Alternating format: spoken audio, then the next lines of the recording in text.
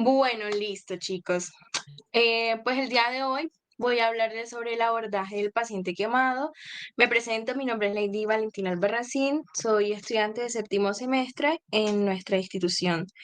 Esta charla quiero que sea un poco interactiva, entonces, por favor, váyanme abriendo los micrófonos, vayan respondiendo algunas preguntas que voy a ir haciendo, no se preocupen, son sencillas. Y si no pueden, pues vayan respondiendo también por el chat, pero sí necesito que alguien, por favor, me diga porque no estoy leyendo como tal cuando escriben. Entonces, comencemos. Voy a iniciar esta charla con un caso clínico. Tenemos entonces una paciente femenina de 16 años que es víctima de un accidente de tránsito en calidad de conductora de automóvil tras un choque contra un árbol, el cual, según los reportes, este se instala y la paciente queda atrapada aproximadamente durante 10 minutos. Los socorristas que llegan al lugar del accidente la sedaron y la intubaron en el lugar, debido a las quemaduras extensas tanto en cara como en el resto del cuerpo, y la preocupación por la permeabilidad de las vías aéreas. También fue inmovilizada con un collarín cervical y fue transportada al centro médico más cercano. Entonces, tenemos como tal que la quemadura se define como un trauma, una lesión o una herida que es causada por la transferencia de energía de un cuerpo a un organismo, produciendo desde una leve afectación de los tejidos superficiales hasta la destrucción total de los tejidos implicados. La gravedad de la extensión va a depender tanto de la localización, profundidad y la extensión de la misma. Entonces, aquí va la primera pregunta para ustedes. ¿Qué es lo primero que harían al recibir a esta paciente en el servicio de urgencias? A. Lavar la quemadura. B. Correr en círculos pidiendo ayuda. C. Hacerle una evaluación primaria. D. Hacerle una evaluación secundaria. O la E. Hacerle tanto una evaluación primaria como una evaluación secundaria. Entonces, los escucho.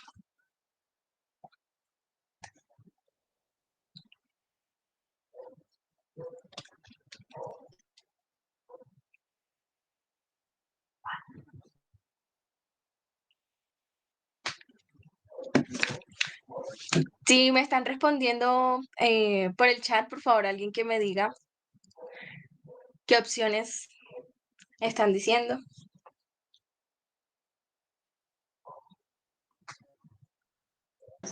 Digan que creen, no importa.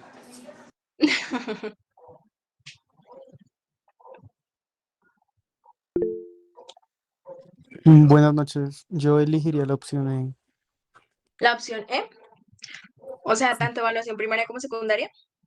Pues sí, Ok, listo, perfecto. ¿Alguien más? Por ahí escuché que alguien escribió.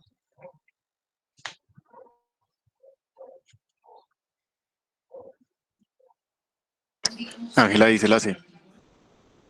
La C, solamente evaluación primaria. Bueno, listo. Con esas dos respuestas tenemos para continuar. Entonces, la respuesta correcta claramente es la E, dado que en este caso tenemos un paciente traumatizado. En el paciente traumatizado siempre vamos a realizar tanto una revisión primaria inicialmente como una revisión secundaria. Dado la pregunta que nos están diciendo que el paciente ya llega al servicio de urgencias, los socorristas previamente ya han realizado una revisión primaria. Entonces, lo que tenemos que hacer nosotros como médicos generales al recibir esta paciente es nuevamente una revisión primaria y la revisión secundaria. Entonces, repasemos, es un repaso rapidito sobre esto. Tenemos que la evaluación primaria va a constar de 5 pasos, también la nemotecnia conocida como ABCDE.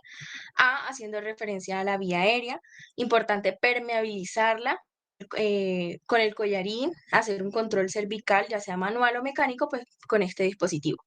La B, la respiración, mantener oxígeno suplementario, ya sea alto o a bajo flujo, tener un control de la frecuencia respiratoria y si es necesario una intubación, como fue en el caso de esta paciente. C, la circulación, el control de hemorragias, si es necesario la reposición de las pérdidas, ya sea o directamente con transfusión.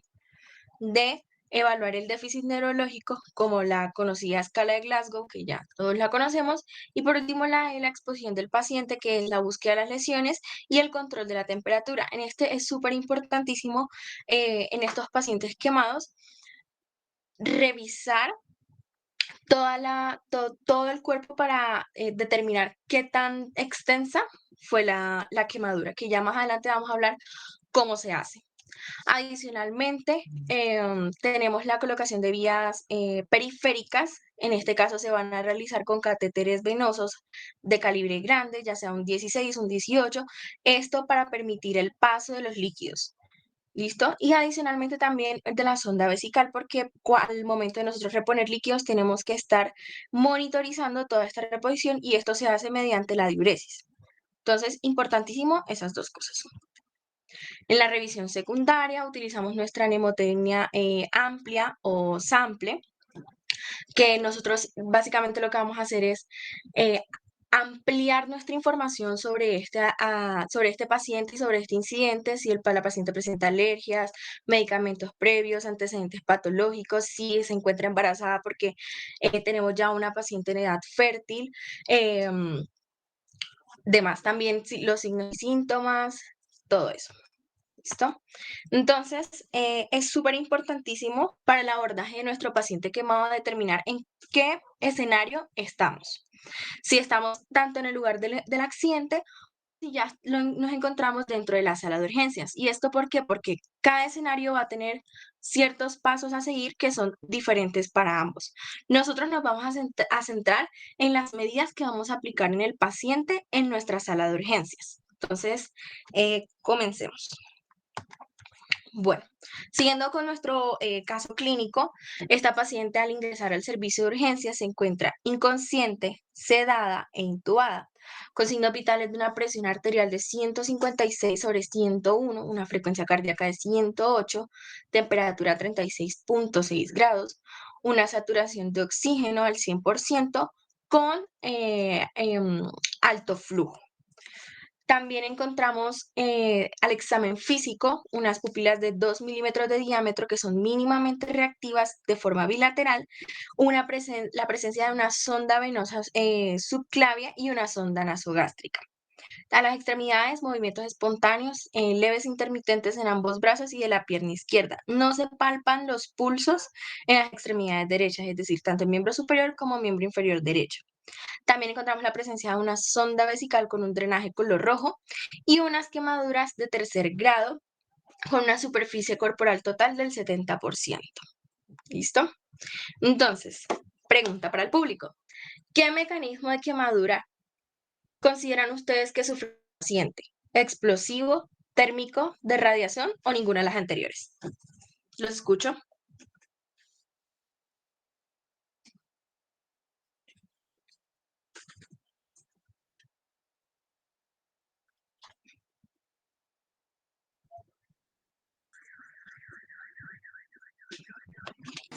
Violeta dice térmico. Térmico, ¿alguien más? Yo también digo térmico. Bueno, listo. Entonces, efectivamente la respuesta es térmico. El primer paso que vamos a tomar frente a estos pacientes es precisamente determinar el mecanismo de la quemadura. Existen diferentes tipos de mecanismos que nosotros debemos conocer. El más común, el que más prevalente es el térmico. También tenemos el eléctrico, que puede ser tanto de alta o baja frecuencia. Se considera alta frecuencia cuando es mayor a 1000 voltios y de baja frecuencia cuando es menor a 1000 voltios. También tenemos mecanismos de quemadura químico, ya sea por una sustancia ácida o una base, por congelamiento y por radiación.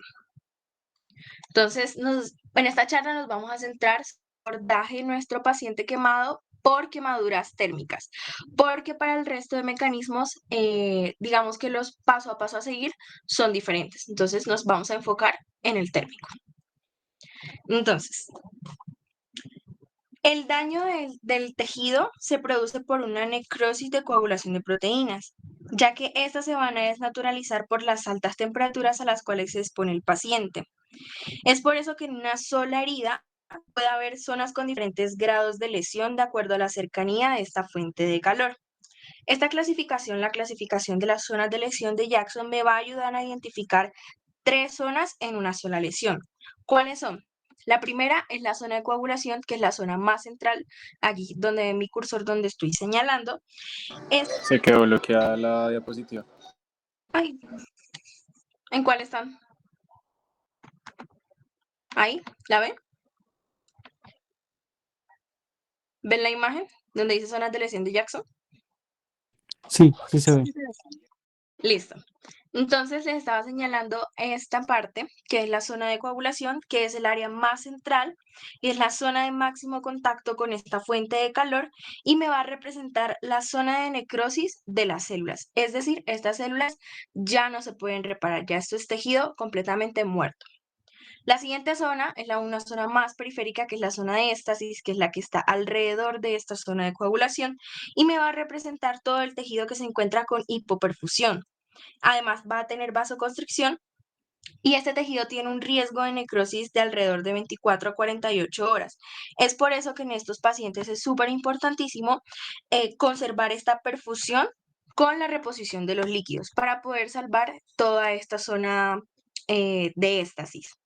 Y por último, la tercera zona, que es la zona de hiperemia, va a ser la zona más externa. Con la zona que menos se expuso al calor, va a presentar hiperemia y eritema por una vasodilatación local, o sea, completamente contrario a la zona de éstasis.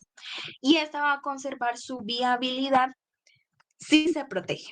¿Y cómo la protegemos? Pues evitando que se infecte y nuevamente, importantísimo, reposición de líquidos. Entonces, vamos a hablar un poco sobre la fisiopatología como tal de las quemaduras térmicas. Tenemos que va a haber una lesión directa que de forma aguda me puede generar una hipernatremia con una hipercalcemia, que de forma crónica se me puede convertir en una hipernatremia y en una disminución del resto de los electrolitos. Adicionalmente, vamos a presentar una hemólisis aguda con una disminución de la vida media de los glóbulos rojos y me puede presentar cierto grado de anemia a largo plazo. Adicionalmente, una trombocitopenia. También vamos a encontrar, esta es como la parte súper importantísima de todo esto que se produce en las quemaduras térmicas, y es que va a haber una liberación de los mediadores inflamatorios generándome una respuesta inflamatoria sistémica.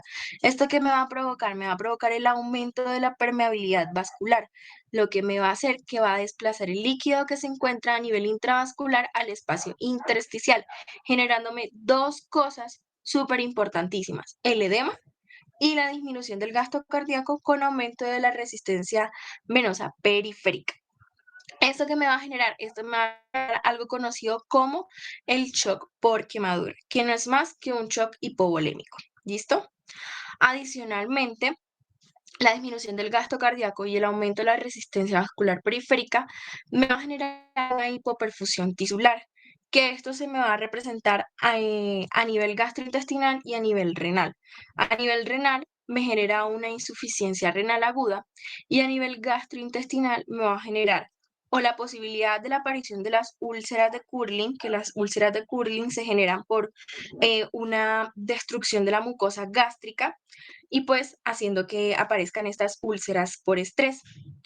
Y la otra es que me puede generar una disminución de la absorción a nivel intestinal por también la destrucción de las vellosidades intestinales, precisamente por esta hipoperfusión. A largo plazo, de forma crónica, el paciente con una quemadura térmica me va a generar un estado hipermetabólico con hipercatabolismo. ¿Esto a qué se va a asociar? A una pérdida de peso que mi paciente puede tener a largo plazo. Listo. Algo también súper importantísimo que que debemos tener en cuenta al momento de una lesión por una quemadura térmica es que me puede generar afectaciones en las vías respiratorias por unas lesiones por inhalación.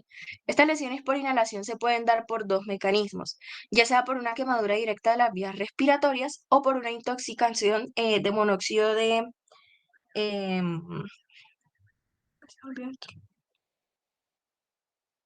de monóxido de carbono, perdón, que me va a generar Ambas un edema en las vías respiratorias y por lo tanto una hipoxia. Entonces, ¿cómo reconocemos cuando me enfrento a un paciente que presenta una directa en las vías respiratorias? Cuando mi paciente va a tener tos, esputo carbonáceo, es decir, un esputo color negro, y quemadura en las vibrisas y en las fosas nasales.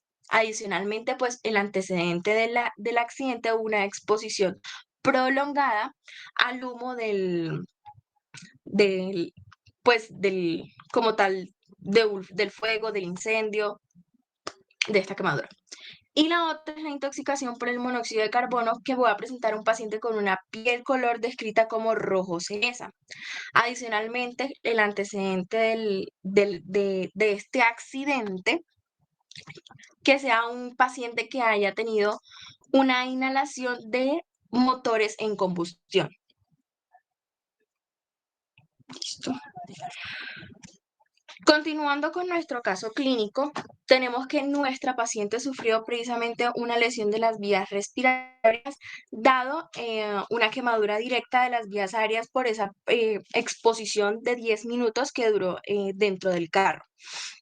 Esta foto no es de nuestro paciente, ninguna de estas dos, pero es para que ustedes vean y reconozcan más o menos qué era lo que yo estaba haciendo referencia, que es esta quemadura en las vibrisas y en las fosas nasales, adicionalmente de esta coloración carbonácea con el esputo carbonáceo. A nuestra paciente del caso clínico le hicieron una broncoscopia que me confirmó esta lesión de las vías respiratorias, pero quiero que se lleven la idea de que nosotros debemos sospecharlo es por la clínica y el examen físico, porque no muchas veces vamos a tener la disponibilidad de realizar una broncoscopia al momento de nosotros recibir al paciente y no tenemos ese método para confirmarlo. Entonces, es súper importantísimo esa parte de la clínica, ¿listo? Entonces, el siguiente paso a realizar, nuestro paso número 2, va a ser determinar la superficie corporal total quemada de nuestro paciente.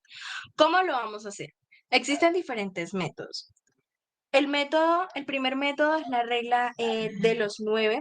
Este es para adultos, donde se me va a asignar a cada área corporal un porcentaje que sea múltiplo de 9. Por eso se conoce como la regla de los 9. ¿Qué me va a determinar yo voy sumando? Por ejemplo, si mi paciente tuvo la quemadura tanto en cabeza como en miembro superior derecho, yo voy a decir que tiene una superficie corporal total aproximada del 18%. Algo así funciona. El siguiente método es la gráfica de Lund y Broder. Esta es para niños, donde cada área, según la edad, me va a representar un porcentaje completamente diferente, porque como ya sabemos, los niños, como van creciendo, pues no todos tienen la misma proporción y pues estos porcentajes pueden variar. Es por eso que esta gráfica es para estos pacientes. Y por último tenemos la técnica del área de superficie palmar, que básicamente yo voy a esas lesiones, a esas quemaduras que son pequeñas, yo las puedo comparar con la superficie palmar y voy a decir que esas van a representar el 1% de la superficie corporal total quemada. Y así voy calculando el porcentaje total. ¿Esto porque es importante? ¿Para qué yo determino esa superficie quemada? Porque con eso yo voy a tener unos criterios para, primero, clasificar según la severidad de la quemadura a mi paciente, si es una severidad menor, moderada o mayor. ¿Y cuál es mi paso a seguir con esos pacientes? Entonces, se resume eso. En los pacientes con una severidad menor, que sea menos al 10% de esta superficie corporal total en adultos, o menos del 5% en pacientes jóvenes o adultos mayores, y menos del 2% cuando son por espesor total, que este es un término que vamos a conocer en las siguientes diapositivas. Cuando este paciente clasificado con una severidad menor, yo lo que voy a hacer es a mi paciente darle un manejo a esa herida y yo le puedo dar salida. Si ya yo lo tengo en una clasificación moderada, que ya me va a representar de un 10 al 20% de esa superficie en adultos, 5 al 10% en niños o en adultos mayores. También cuando tengo quemaduras de alto voltaje, o la sospecha de una lesión por inhalación o quemaduras circunferenciales. ¿Listo? A esos pacientes, ¿qué voy a hacer yo? Yo los voy a hospitalizar. Ya los pacientes que tengo con una severidad mayor, que van a representar más del 20% de la superficie corporal quemada en adultos, más del 10% en jóvenes y en niños, además de lo que ya dije, y también los pacientes que tengan quemaduras en áreas de alto riesgo, ¿cuáles son? Que son cara, ojos, genitales. En esas pacientes que tienen esas quemaduras, yo directamente los clasifico como una severidad mayor y a esos pacientes son a los que yo voy a referir directamente a un centro de quemados. Listo. El tercer paso con estos pacientes es evaluar la profundidad de la quemadura. Entonces aquí vamos a hablar un poco sobre cuáles son las profundidades que hay. La profundidad va a depender mucho de la temperatura de la fuente de calor y el tiempo del contacto a la que la persona se haya enfrentado, ya que, por ejemplo, a bajas temperaturas por mucho tiempo me van a causar la misma lesión que a altas temperaturas en poco tiempo. Entonces, la American Burn Association me clasificó estos tipos de profundidades en los siguientes. La primera van a ser las grado 1 o las superficiales, las cuales solamente me van a alterar la epidermis, sin afectar la integridad epitelial. Estas son las clásicas quemaduras por sol, cuando uno va a playa, no se aplica bloqueador y amaneció al otro día así. Esas quemaduras se caracterizan porque su cicatrización es por epitelización dentro de 3 a 5 días. ¿Esto qué significa? Eso significa que la epitelización fisiológica que nuestro cuerpo tiene, que es la producción de los queratinocitos desde la membrana basal hasta el estrato córneo, me va a permitir la descamación del epitelio dañado, que es reemplazado por estos nuevos queratinocitos producidos, y así me va a cicatrizar este tipo de heridas. Es por eso que es común que dentro de los 3 a 5 días estos pacientes vayan a presentar descamación. Estas quemaduras son dolorosas y no presentan ampollas. La siguiente clasificación es la grado 2A, que son las de espesor parcial. Estas me van a afectar tanto la epidermis como la dermis papilar. Al momento de dañarse esa unión entre la epidermis y la dermis, me va a generar un espacio. Ese espacio se va a llenar de líquido intersticial que precisamente se va a dar gracias a la vasodilatación local. Entonces, esto me va a producir lo que se conocen como las flictenas o las ampollas. Es por eso que en este tipo de quemaduras se produce esto. Estas ampollas son características de las grados 2A, que al romper me van a dejar una superficie eritematosa, como lo podemos ver en esta imagen de acá abajito, que es una ampolla que ya se rompió y dejó esta superficie así rojita. Estos tipos de quemadura también van a cicatrizar por epitelización, es decir, lo que ya expliqué anteriormente, pero estas van a durar un poco más, van a durar alrededor de 7 días. También son dolorosas y estas sí presentan ampollas. La siguiente son la clasificación grado 2B, que son las de espesor profundo. Estas me van a afectar tanto la epidermis como la dermis papilar y reticular. También me van a producir flictenas o ampollas por el mismo mecanismo, pero la diferencia de esta es que las ampollas al romperse ya me van a dejar es una superficie de color blanca, como lo podemos ver en esta imagen. Si ven todo esto, aquí habían ampollas, se retiraron y me dejaron esta superficie blanquecina. Esas van a cicatrizar también por epitelización y van a tener un tiempo de cicatrización de 2 a 3 semanas, es decir, mucho más prolongado. Estas son menos dolorosas que las anteriores.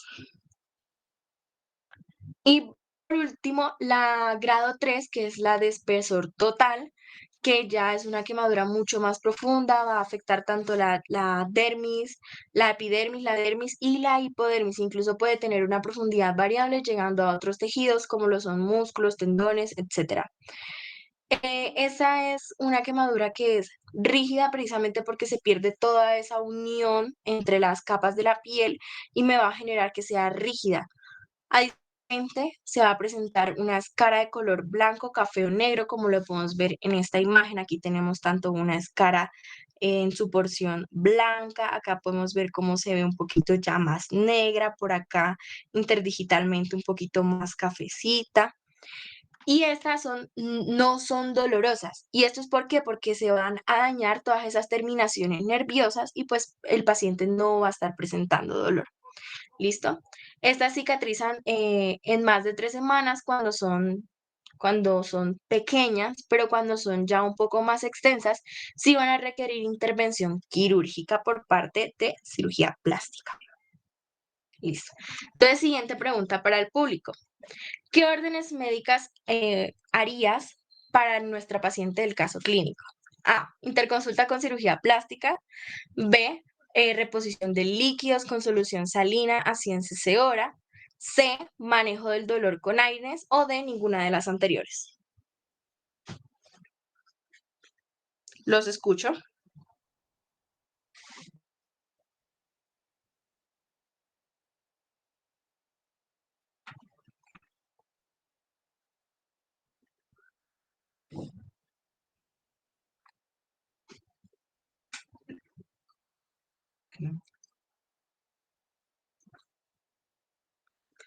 Aló, chicos.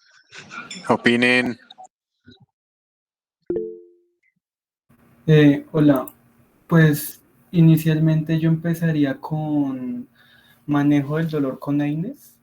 Bueno, ¿es única opción o múltiple opción? Como quieras. Si Pues quieres agregar otra. sí, me gustaría primero empezar con el tratamiento del dolor y luego ahí Ok. sí pasar con líquidos. Ok, listo. ¿Alguien más?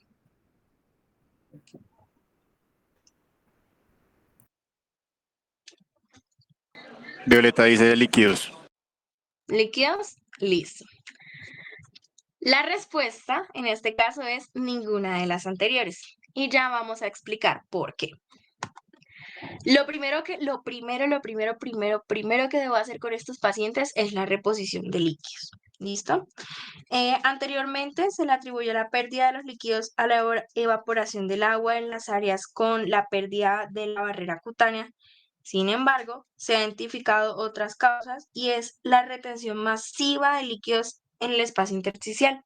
Todo ese mecanismo que anteriormente les expliqué sobre la fisiopatología, sobre el edema que se produce, ese atrapamiento de líquido es lo que me va a generar una alta mortalidad en estos pacientes. Entonces, lo primero que yo tengo que hacer es precisamente reponer todos los líquidos intravasculares. ¿Listo? Para esto tenemos que calcular bien la cantidad de líquidos a administrar. Para eso es súper importante la fórmula de Parkland. Esta fórmula es única y exclusiva para adultos. Para niños se utiliza otra fórmula que es la de Galveston, que no voy a hacer referencia a esto porque el abordaje de pacientes quemados es completamente diferente, solo nos vamos a enfocar en adultos. Entonces, para los adultos utilizamos la fórmula de Parkland.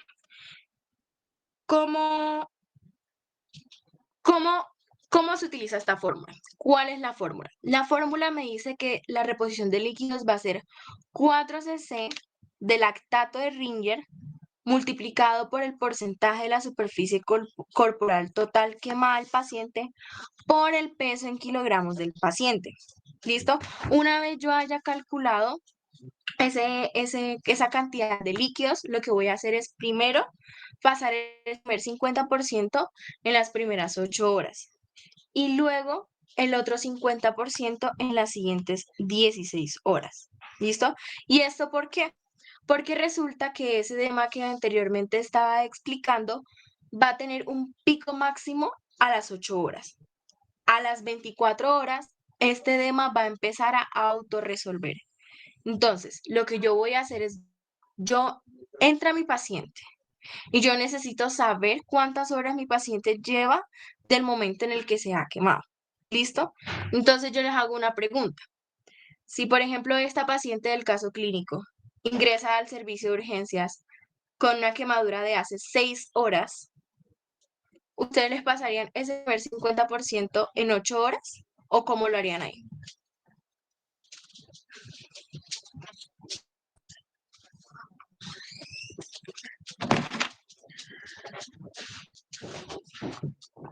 ¿Qué se les ocurre?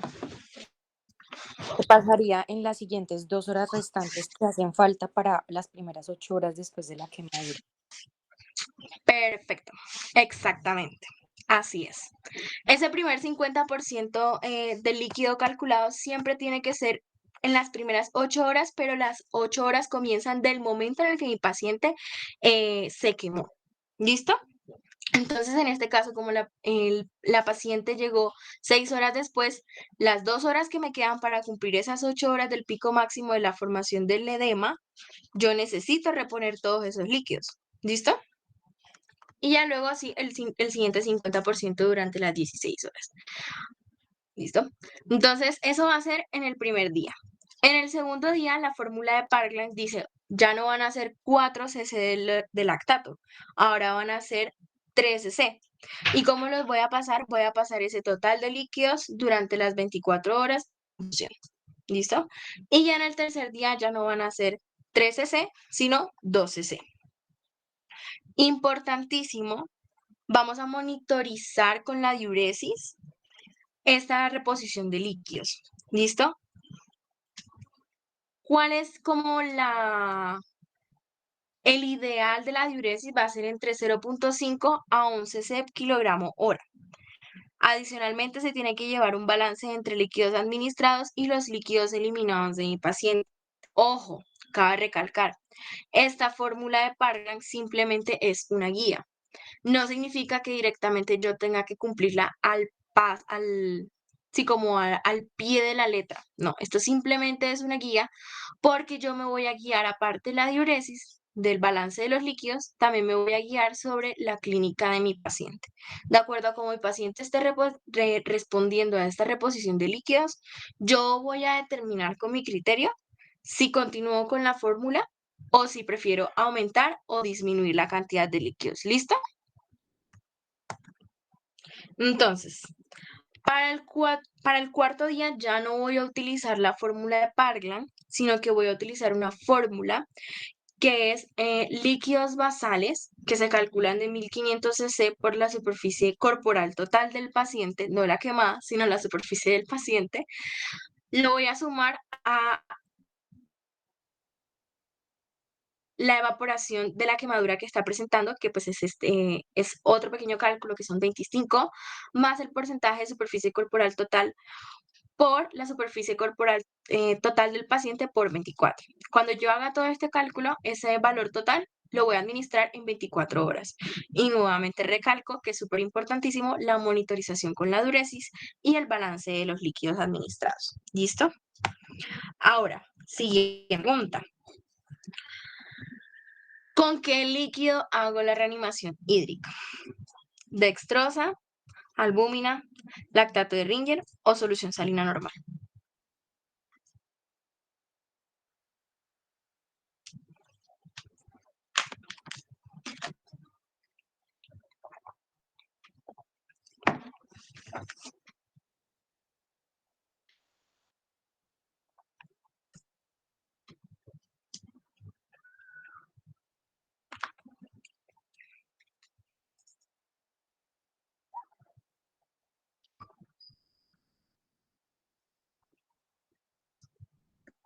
Angélica dice solución salina. ¿Con solución salina? Luz Listo, Navarrete dice lactato. lactato. En este caso, la respuesta correcta es lactato de Ringer, única y exclusivamente con este líquido. ¿Y es por qué? Porque se ha demostrado que la utilización de coloides, ya sea plasma o albúmina, aumenta la presión coloidoosmótica a nivel intersticial y eso me va a aumentar la retención de los líquidos en el paciente. Y recuerden, yo lo que quiero evitar en mi paciente es que continúe esa retención de líquidos. Por eso se van a recomendar los cristaloides que son más isotónicos, es decir, el lactato de Ringer. El lactato de Ringer es la solución cristaloide más isotónica ya que tiene un total de 130.000 equivalentes de sodio por litro de solución. Eso me hace que sea el líquido ideal para la reposición de líquidos en estos pacientes. O sea, solución salina, no. ¿Listo? Adicionalmente, aparte de la reposición de líquidos, también voy a dar otras indicaciones farmacológicas. ¿Cuáles van a ser? Lo primero es, si mi paciente no puede recibir vía oral, pues claramente lo voy a dejar sin vía oral. Por ejemplo, si tuvo las quemaduras en la parte de la cara. Sin embargo, si las quemaduras me permiten que mi paciente tenga una nutrición por sí solo, voy a preferir la nutrición vía oral, o sea, vía enteral. ¿Listo? Lo siguiente es una protección gástrica, por precisamente todo el mecanismo fisiopatológico que les estaba explicando de la formación de úlceras gástricas. ¿Listo? Las úlceras de Curling. Para eso voy a dar la protección gástrica. Y adicionalmente voy a dar ácido ascórbico a dosis suprafisiológicas, ¿listo? Ya que se ha demostrado que esas me van a disminuir la cantidad de líquidos necesarios en la reanimación hídrica. ¿Esto por qué? Resulta que el ácido ascórbico o la vitamina C en su forma redox, en las ascorbato, es un antioxidante que va a ser capaz de reducir el daño oxidativo en las células endoteliales. ¿Listo? Me va a preservar la generación del óxido nítrico endotelial por medio de la óxido nítrico sintetasa. Y adicionalmente me va a proteger contra la fuga vascular al inhibir la activación de la proteína fosfatasa A2. Entonces, se ha demostrado que precisamente por estos mecanismos fisiológicos a dosis suprafisiológicas, la vitamina C aumenta las concentraciones de la tetrahidrobiopterina y me va a reducir el estallido activo de los neutrófilos. Eso mejora la perfusión y la oxigenación tisular y precisamente me va a disminuir la necesidad de los líquidos en la reanimación hídrica. ¿Listo? ¿Cómo va a ser el manejo analgésico de este paciente? En este paciente, como ya les expliqué por medio de la fisiopatología, ellas me van a generar una insuficiencia renal aguda, por lo cual no puedo dar analgesia con los AINES. ¿Listo? Porque me puede empeorar esta insuficiencia renal.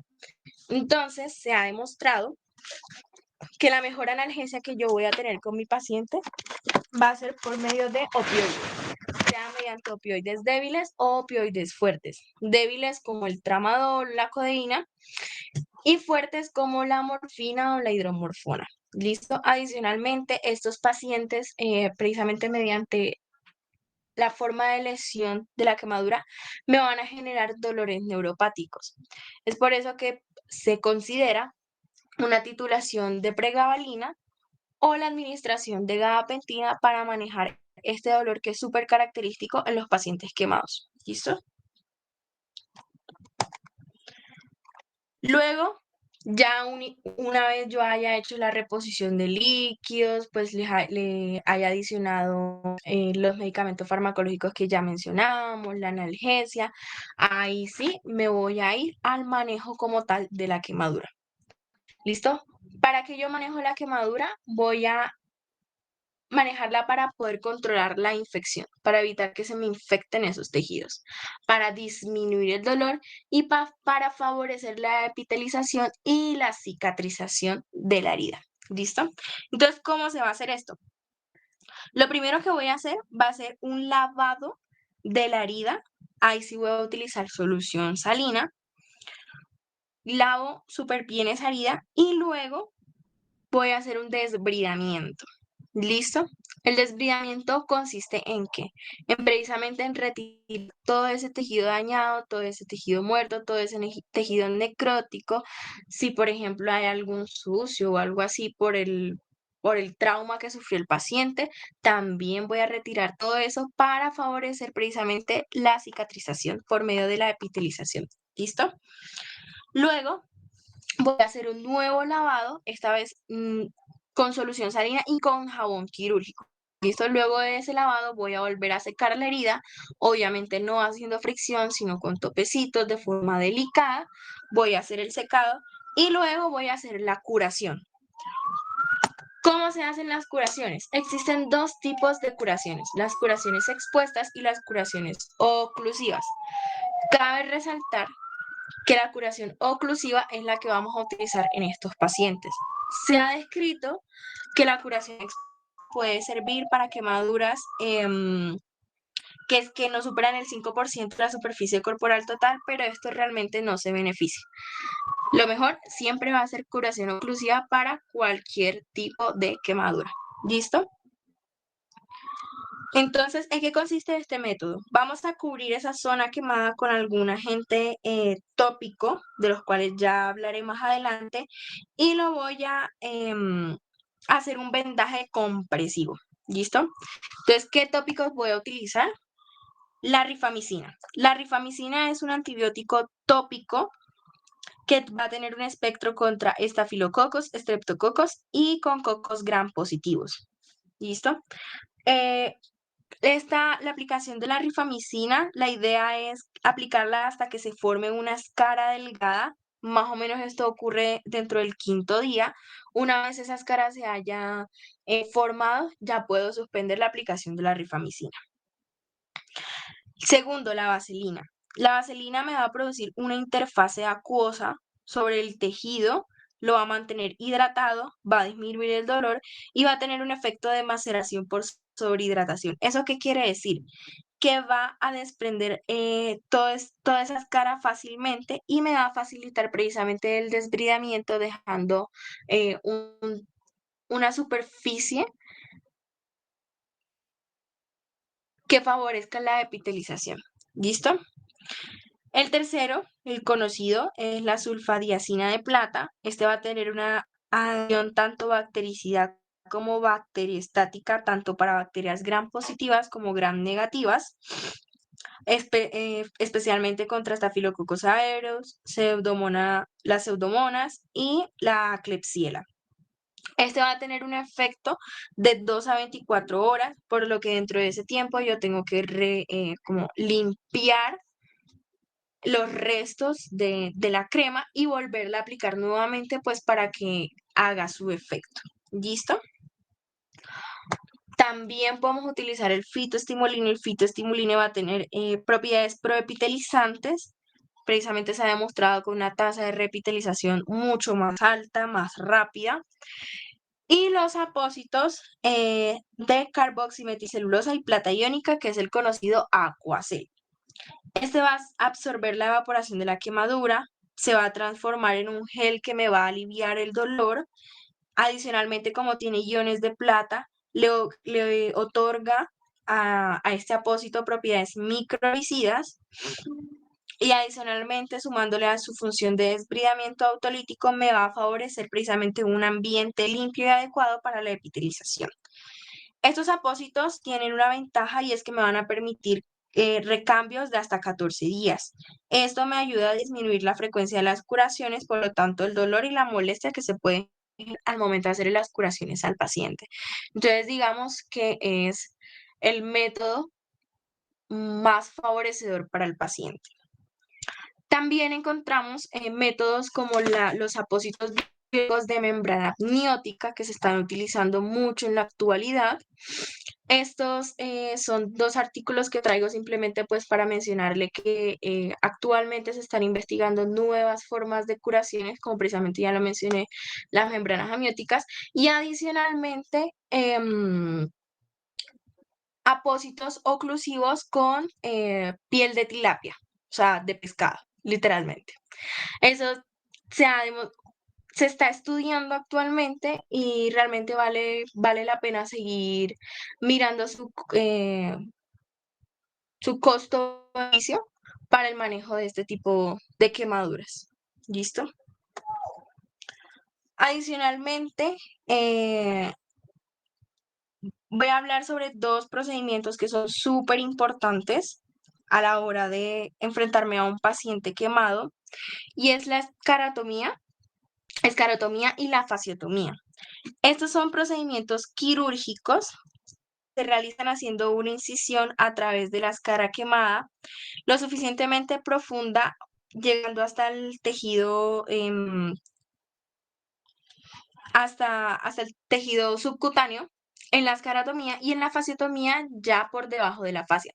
¿Y esto por qué, para qué y cuándo lo utilizo? Estos son precisamente para quemaduras circunferenciales en extremidades o en tórax.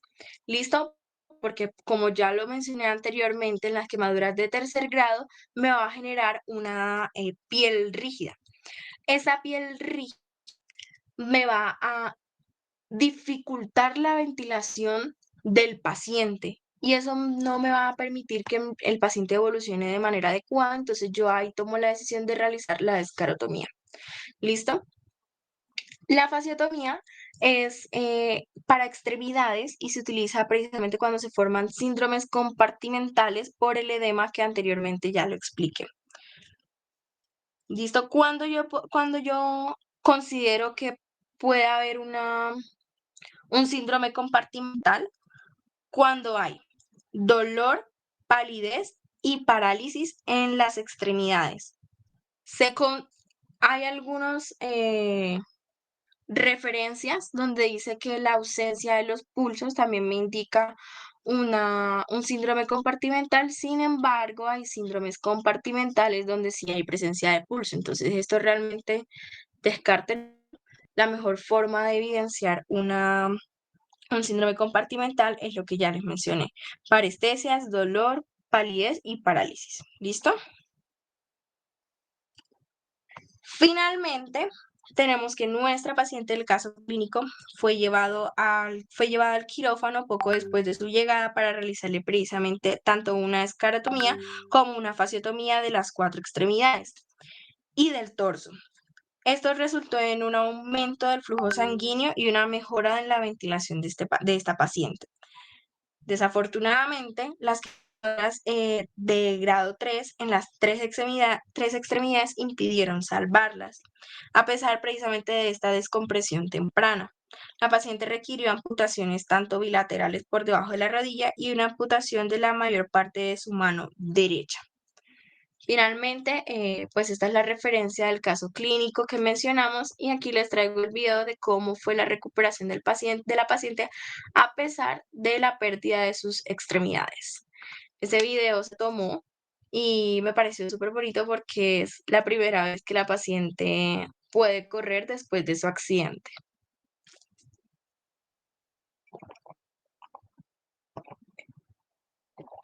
Y listo, chicos. Eso fue todo. Espero que les haya gustado. No sé si tienen preguntas, dudas.